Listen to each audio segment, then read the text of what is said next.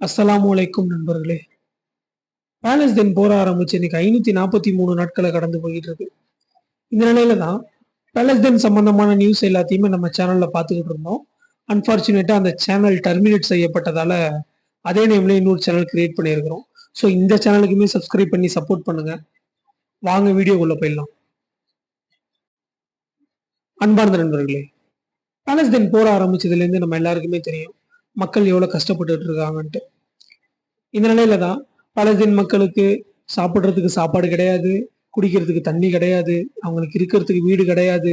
So எந்தவித அடிப்படை வசதிகளுமே இல்லாத நிலையில தான் காசா மக்கள் இருந்துகிட்டு இருக்கிறாங்க. ஸோ இந்த நிலையில தான் காசால அங்கங்க கொஞ்சம் பேக்கரி ஷாப்ஸ் இருந்தது. ஸோ அந்த எல்லா பேக்கரி ஷாப்ஸையும் நாங்கள் க்ளோஸ் பண்றோம் அப்படின்னு சொல்லிட்டு பேக்கரி உரிமையாளர்கள் சங்கம் வந்து சொல்லியிருக்கிறாங்க. ஏன் அப்படின்னா அவங்களுக்கு அந்த பேக்கரி ஷாப்புக்கு தேவையான மாவு இல்லை, எரிபொருட்கள் இல்லை, தண்ணி இல்லை. ஸோ சில பல ரீசன்களால இந்த பேக்கரி ஷாப்ஸை நாங்கள் முழுமையா மூடுறோம் அப்படின்ற மாதிரி அந்த பேக்கரி உரிமையாளர்கள் சங்கம் வந்து சொல்லியிருக்கிறாங்க. அடுத்து காசா போர் ஆரம்பிச்சதுலேருந்து கிட்டத்தட்ட 209 பத்திரிகையாளர்கள் கொல்லப்பட்டிருக்கிறாங்க. இதுல அதிகமா கொல்லப்பட்டவர் யாருன்னு பாத்தீங்கன்னா அல்ஜசீராவுடைய பத்திரிகையாளர்கள் தான். இன்னைக்குமே நார்த் காசால அல்ஜசீராவுடைய புகைப்படம் எடுக்கக்கூடிய ஒரு பத்திரிகையாளரை தேடி தேடி கொண்டிருக்கு இந்த இஸ்ரேல். ஸோ இந்த இந்த காசால நடக்கக்கூடிய செய்திகளை அதிகமா வெளிக்கொண்டு வர்றது அல்ஜசீரா அப்படின்னா அந்த அல்ஜசீரால இருக்கிற அதிகமான பத்திரிகையாளர்கள் தான் இந்த போர்லயுமே கொல்லப்பட்டிருக்கிறாங்க. அடுத்து ஒரு அதிர்ச்சியான செய்தி, காசால எந்த ஹாஸ்பிட்டல்லையுமே பெயின் கில்லர் மருந்துகள் இல்லைன்றாங்க. ஸோ இந்த இந்த போர்ல கை கால்களை இழந்து அடிபட்டு வரவங்க, அப்புறம் சில பேருக்கு அவங்களுக்கு ஆபரேஷன் செய்யப்பட வேண்டிய. அடுத்து ஒரு முக்கியமான செய்தி, காசால எந்த ஹாஸ்பிட்டல்லையுமே பெயின் கில்லர் மருந்துகள் இல்லை அப்படின்ற மாதிரி சொல்றாங்க. ஸோ இது இது வந்து மிகவும் அதிர்ச்சியான செய்தி தான். ஏன் அப்படின்னா இப்ப போர்ல அடிபடுறவங்களுக்கு கைகள் இழந்திருக்கும், கால்கள் இழந்திருப்பாங்க. அப்புறம் அது இல்லாம சில பேர் அவங்களுக்கு ஆப்ரேஷன் பண்ற சுச்சுவேஷன் வரும். அந்த நேரத்துல அந்த பெயின் கில்லர் மருந்துகள் இருந்தா மட்டும்தான் அவங்களால அந்த அந்த வலியை தாங்கிட்டு அந்த ஆப்ரேஷனுக்காக அந்த கோஆப்ரேட் பண்ணவே முடியும். இப்ப நம்மளே எடுத்துக்கோங்க, நமக்கு சின்னதா ஏதோ ஒரு பல்லு வலி வந்து அந்த பல்ல பிடுங்கணும்னா கூட அந்த இடத்துல வாயில நம்ம ஒரு பெயின் கில்லர் ஊசி போட்டதுக்கு அப்புறம் தான் அந்த பல்லை நம்மளால பிடுங்க முடியும். இல்லைன்னா அவ்வளவு வலி இருக்கும். அதே மாதிரிதான் அங்க காசா மக்கள் அவங்க கைகளை இழந்து கால்களை இழந்து அவங்களுக்கு ஆப்ரேஷன் பண்ணணும் அப்படின்றப்ப அந்த பெயின் கில்லர் மருந்துகள் இல்லை அப்படின்னா இது சொல்லவே முடியாத மிகப்பெரிய கொடுமை நண்பர்களே. இன்ஷால்லா அல்லாஹ் தான் பாதுகாக்கணும் அவங்க எல்லாரையுமே. ஸோ இது மட்டும் இல்லாம காசால இன்னைக்குமே 48 பேரை கொண்டு இருக்கு இந்த இஸ்ரேல். 83 பேர் படுகாயம் அடைஞ்சிருக்கிறாங்க இன்னைக்கு காசால. அப்புறம் இன்னொரு முக்கியமான செய்தி, வடக்கு காசால இந்த பைத் இலாஹியா, பைத் ஹானூன் இந்த இடத்துலலாம் அதிகமா மக்கள் வாழ்ந்துகிட்டு இருக்கிறாங்க. ஸோ இன்னைக்குமே இஸ்ரேலிய துருப்புகள் என்ன பண்ணிருக்கிறாங்கன்னா அங்க உள்ள மக்கள் எல்லாரையுமே வேற ஒரு இடத்துக்கு போக சொல்லிட்டாங்க. ஸோ அவங்களுக்கு வேற வழி இல்லை. அவங்க கிட்டத்தட்ட 11 முறை 12 முறை இங்க இருந்து அங்க இருந்து இங்கன்னு அவங்களை இடம் பெயர வச்சு அலக்கழிச்சுக்கிட்டே இருக்கிறாங்க இஸ்ரேல். இன்னைக்கும் அதே மாதிரி தான் பைத் இலாஹியா, பைத் ஹானூன் என்ற அந்த பகுதிகளில் இருந்து வெளியேறுமாறு உத்தரவு பிறப்பிச்சிருக்கிறாங்க இஸ்ரேலிய துருப்புகள். அடுத்து ஹிந்து ரஜப் ஃபவுண்டேஷன். இந்த ஹிந்து ரஜப் ஃபவுண்டேஷன் பத்தி நம்ம எல்லாருக்குமே தெரியும். தெரியாதவங்களுக்காக இன்னொரு தடவை சொல்றேன். இந்த காசால ஹிந்த் அப்படின்ற ஒரு சிறுமி வந்து அநியாயமா கொல்லப்பட்டாங்க அந்த இஸ்ரேலிய துருப்பால. ஸோ என்ன பண்ணாங்கன்னா இவங்களோட நேம்ல, அந்த சிறுமியோட நேம்ல ஒரு ஃபவுண்டேஷன் ஒன்று கிரியேட் பண்ணாங்க. எங்க அப்படின்னா பெல்ஜியம்ல. ஸோ இந்த ஹிந்து ரஜப் ஃபவுண்டேஷனோட வேலை என்ன அப்படின்னா இந்த இஸ்ரேலிய துருப்புகள் அதிகமா இந்த சின்ன சின்ன குழந்தைங்களை கொண்ட, அப்புறம் வந்து வீடுகளை இடிச்சு அதிகமான அப்பாவி மக்களை கொண்ட இந்த இஸ்ரேலிய துருப்புகள் எல்லாமே எங்க இருக்கிறாங்க, எந்தெந்த நாட்டுக்கு போறாங்க, ஐசிசி கிரிமினல் கோர்ட் வந்து இவங்க எல்லாருக்குமே பிடிவாரன் கொடுத்துருக்கு. ஐசிசி இந்த கோர்ட்டுக்கு கீழே உள்ள நாடுகள் எல்லாத்துக்குமே அது பொருந்தும். ஸோ ஐசிசி கீழே உள்ள எல்லா நாட்டுகளுக்குமே இந்த இந்த இஸ்ரேலிய துருப்புகள் போனாங்க அப்படின்னா அவங்கள கைது செய்யலாம் அப்படின்ற ஒரு ஒரு ஒரு பிடிவாரன்ட்ட ஐசிசி கிரிமினல் கோர்ட் வந்து சொல்லியிருந்தாங்க. ஸோ இந்த நிலையில தான் ஹிந்து ரஜப் ஃபவுண்டேஷன் மறுபடியும் என்ன பண்ணியிருக்கிறாங்கன்னா ஐசிசி கிரிமினல் கோர்ட்ல ஒரு கேஸ் ஒன்று ஃபைல் பண்ணியிருக்கிறாங்க. என்னன்னா நாளைக்கு வந்து பெஞ்சமின் நெத்தன்யாகு ஹங்கேரி போறாரு. ஸோ அந்த ஹங்கேரியுமே ஐசிசி கிரிமினல் கோர்ட்டுக்கு கீழே உள்ள நாடு தான். ஸோ உடனடியாக அவர் மேல ஆக்ஷன் எடுக்கணும். ஹங்கேரி நாடு உடனடியாக அவரை கைது பண்ணணும். இது மட்டும் இல்லாம யூரோப் கண்ட்ரிஸ் யாருமே பெஞ்சமின் நெத்தன்யாகு போற ஃபிளைட்டை தன்னோட வான்பரப்புல அனுமதிக்க கூடாது. இது மட்டும் இல்லாம அவரை வந்து உடனே கைது பண்ணிடணும் அப்படின்ற சில முக்கியமான அவங்களோட வேண்டுகோளை கேஸா ஃபைல் பண்ணி ஐசிசி கிரிமினல் கோர்ட்டுக்கு கொடுத்துருக்குறாங்க. இன்ஷா அல்லாஹ் அவருக்கு நாளைக்கு என்ன நடக்கும்ன்றது நாளைக்கு தான் தெரியும். எல்லாரும் துவா செய்யுங்க.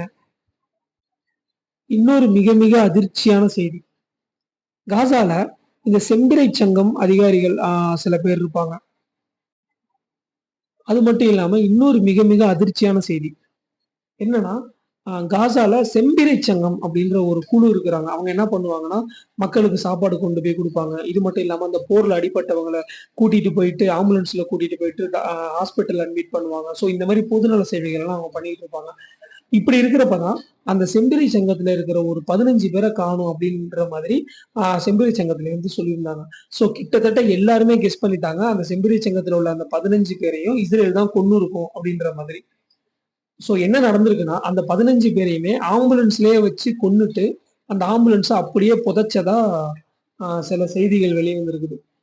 இதை எப்படி கண்டுபிடிச்சிருக்காங்க அப்படின்னா, அல் ஜசீராவோட சேட்டலைட் மூலமா அந்த ஒரு 3-4 ஆம்புலன்ஸ்களை வச்சுதான் புதைச்சிருக்கிறாங்க. ஸோ அந்த 3-4 ஆம்புலன்ஸையுமே கண்டுபிடிச்சிருக்கிறாங்க.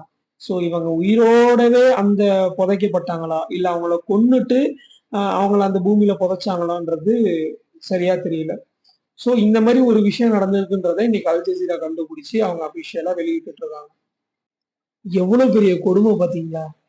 கிட்டத்தட்ட ஒரு 15 பேரை அங்க அங்க காசால அடிபட்ட மக்களை போய் காப்பாத்துற அந்த ஆம்புலன்ஸ்ல வச்சு அவங்க 15 பேரையும் கொண்டு அந்த 15 பேரையுமே பூமியில புதைச்சிருக்கிறாங்களே இந்த இந்த பசங்க, இஸ்ரேல் பசங்க.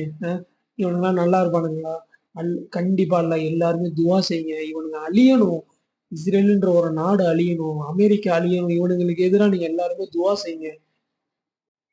ஸோ இந்த மாதிரி ஒரு நாளும் அவனால எவ்வளவு பெரிய முடிஞ்ச அந்த கொடூரங்களை அந்த காசா மக்களை நோக்கி, அப்பாவி மக்களை நோக்கி செஞ்சுக்கிட்டு இருக்கிறானுங்க. அல்லாஹ் தான் பாதுகாக்கணும். இனிமேலாவது எல்லாரையும் பாதுகாக்கணும். அடுத்து அமெரிக்கா பத்திய செய்தி ஒண்ணு வந்திருக்கு. அமெரிக்கா காங்கிரஸ்ல இஸ்ரேலுக்கு ஆயுதங்களை நம்ம கொடுக்க கூடாது அப்படின்ற ஒரு சட்ட மசோதாவை 2 பெண் உறுப்பினர்கள் கொண்டு வந்திருக்கிறாங்க. பிரமீளா ஜெயபால் அப்புறம் வந்து ரஷீதா தையீப் அப்படின்ற இந்த 2 பெண்மணிகள் தான் அந்த மசோதாவை கொண்டு வந்திருக்கிறாங்க. என்ன ரீசன்னா, கிட்டத்தட்ட 35,000 குண்டுகள் அப்புறம் வந்து அந்த புல்டோசருக்கு தேவையான அந்த சில பாகங்கள் எல்லாமே அமெரிக்கா வந்து இஸ்ரேலுக்கு கொடுக்க இருந்ததா இருந்துச்சு. ஓகேவா? அந்த 35,000 குண்டுகள்ல ஒரு குண்டோட வெயிட் மட்டுமே கிட்டத்தட்ட 907 கிலோகிராம். ஒரு குண்டே 907 கிலோகிராம் அப்படின்னா கிட்டத்தட்ட 35,000 குண்டுகள் இஸ்ரேலுக்கு கொடுக்க இருக்கிறதா அமெரிக்கா வந்து ஒரு சில விஷயங்களை பண்ணிக்கிட்டு இருக்கு. இதை எதிர்த்து தான் இந்த 2 பெண்மணிகளும் சட்ட மசோதாவை கொண்டு வந்திருக்கிறாங்க. எப்படியுமே இந்த சட்ட மசோதா தோல்வியில தான் முடிய போகுது. ஏன்னா இது வந்து ட்ரம்ப்புக்கு கீழே இருக்கிற ஆட்சி. ஸோ எப்படியுமே அவங்களோட ஆள் தான் அங்க எல்லாமே இருப்பாங்க. இருந்தாலுமே இவங்க 2 பேருமே தைரியமா அந்த மசோதாவை ட்ரம்ப்புக்கு எதிராக கொண்டு வந்திருக்கிறாங்க. இன்ஷா அல்லாஹ் இது வந்து வெற்றி அடையுமா தோல்வி அடையுமான்றதை விட இப்படி ஒரு விஷயம் நடந்திருக்கு. அதை எல்லாருமே தெரிஞ்சுக்கோங்க. ஸோ இன்னைக்குமே பாலஸ்தீன விடுதலை அமைப்பு தரமான செய்கையை செஞ்சிருக்கிறாங்க. என்னன்னா 8 ராக்கெட்டை இஸ்ரேலை நோக்கி ஏவிருக்கிறாங்க. இந்த 8 தாக்குதலுமே துல்லியமா நடத்தப்பட்டிருக்கு அப்படின்ற மாதிரி பாலஸ்தீன விடுதலை அமைப்பு சொல்றாங்க. ஸோ இதுக்கு உடனடியா என்ன பண்றாங்கன்னா, அங்கங்கே காசால அங்கங்க இஸ்ரேல் வான்வழி தாக்குதல்களையுமே நடத்திக்கிட்டு தான் இருக்குது. இது மட்டும் இல்லாம இன்னைக்கு இஸ்ரேல் லெபனான்ல பெய்ரூத்ல சில பகுதிகளிலுமே கொடூரமான வான்வழி தாக்குதல்களை நடத்த ஆரம்பிச்சிருக்காங்க. ஏன் இந்த வான்வழி தாக்குதல்களை நடத்துறோம் அப்படின்னு மொசாத் சொல்றாங்கன்னா, அங்க வந்து ஹிஸ்புல்லாவுடைய மிக முக்கிய லீடரா இருக்கிற ஹசன் அலி மஹமூத் உதே அப்படின்றவரை நாங்க கொன்னு இருக்கிறோம். ஸோ அதுக்காக தான் அந்த தாக்குதல் அங்க நடத்தணும் அப்படின்ற மாதிரி மொசாத் சொல்றாங்க.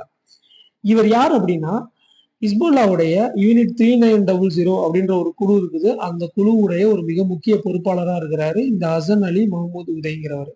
இது மட்டும் இல்லாம ஈரானுடைய வெளிநாட்டு உளவு பிரிவுல இவர் ஒரு முக்கியமான நபர் அப்படின்றதும் அவங்க தரப்புல இருந்து சொல்றாங்க.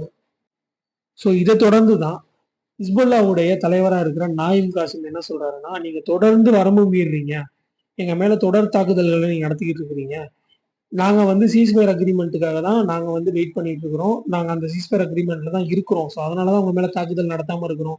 நீங்க என்னன்னா ஓவரா எங்க மேல பண்ணிக்கிட்டு இருக்கீங்க. இப்ப நாங்க எப்ப வேணாலும் திருப்பி உங்கள நாங்க தாக்குவோம் அப்படின்ற மாரி நாயிம் காசிம் சொல்லியிருக்கிறாரு. ஸோ இது எந்த அளவு உண்மைன்னா, ஆ ஈரான் வந்து நீங்க திருப்பி தாக்குங்க, திருப்பி தாக்காதீங்க அப்படின்ற அந்த சில முடிவு அவங்க தான் எடுப்பாங்க. அதனால வந்து அவங்க ஈரானுடைய கமாண்டுக்காக வெயிட் பண்றாங்களா அப்படின்றது சரியா தெரியல. இன்னொரு விஷயம் என்ன அப்படின்னா, இந்த சிரியா வழியா தான் ஹிஸ்புல்லாக்கு நெறைய ஆயுதங்கள்லாம் சப்ளை பண்ணிட்டு இருந்துச்சு ஈரான். இப்பதான் இங்க சிரியால கிளர்ச்சி நடந்து, சிரியாவ தான் இப்ப வேற ஒரு குழு தான் கைப்பற்றி இருக்கிறதுனால, ஹிஸ்புல்லாக்கு சிரியா வழியா ஆயுதங்கள்லாம் போகாம இருக்குது. ஸோ ஹிஸ்புல்லா கிட்ட ஆயுத பற்றாக்குறையும் இருக்குது. ஸோ இந்த ரீசன்க்காக தான் இஸ்ரேல் கிட்ட இன்னும் மோதாம இருக்குது.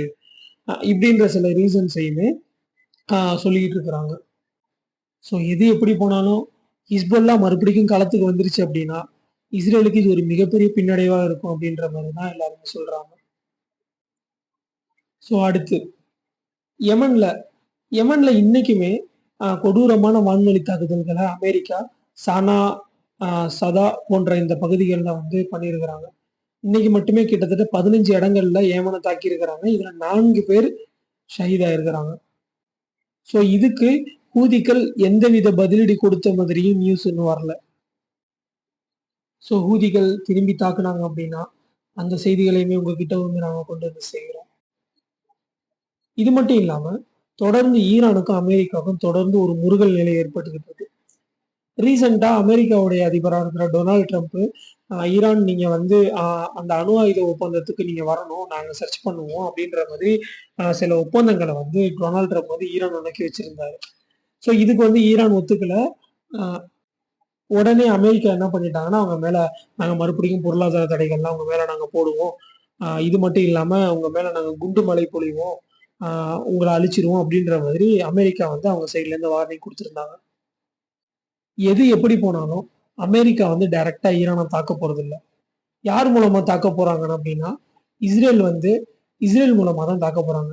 இஸ்ரேல் வந்து சில பிளான் போட்டிருக்கிறதா சொல்றாங்க. என்னன்னா, ஈரானுடைய அணு ஆயுத உலைகள் நோக்கி கொடூரமான தாக்குதல்கள நடத்த திட்டமிட்டு இருக்கிறதா அ சில ஊடகங்கள் சொல்லிக்கிட்டு இருக்கிறாங்க. ஸோ அந்த மாரி ஆச்சு அப்படின்னா, ஈரானுமே சும்மா இருக்க மாட்டாங்க. ஈரானுமே இஸ்ரேல ஆ தாக்குதல் நடத்த ஆரம்பிச்சுருவாங்க. இத பயன்படுத்திக்கிட்டு அமெரிக்காவும் இந்த போருக்குள்ள வரலாம் அப்படின்ற மாதிரி சில பிளான் போட்டிருக்கிறதா ஊடகங்கள் வந்து சொல்லிட்டு இருக்கிறாங்க. ஸோ இதுவுமே எந்த அளவுக்கு உண்மைன்றது தெரியல. ஸோ இந்த மாரி சில விஷயங்கள் தான் மிடில் ஈஸ்ட்ட சுத்தி இன்னைக்கு நடந்துகிட்டு இருக்குது. எது எப்படி போனாலும் பாலஸ்தீன் மக்கள் வந்து சுதந்திரம் அடையணும். அவங்களுமே நிம்மதியா வாழணும். நம்மள மாதிரியே வாழணும். இன்ஷா அல்லாஹ் எல்லாருமே துவா செய்யுங்க. அல்லாஹ் கிட்ட கையேந்தி துவா செய்யுங்க. எல்லாம் தொழுகையில தொழுது தொழுது அவங்களுக்காக துவா செய்யுங்க. மீண்டும் இன்னொரு காணொளியில வந்து உங்கள சந்திக்கிறேன். அஸ்ஸலாமு அலைக்கும் வரஹ்மத்துல்லாஹி வபரகாத்துஹு.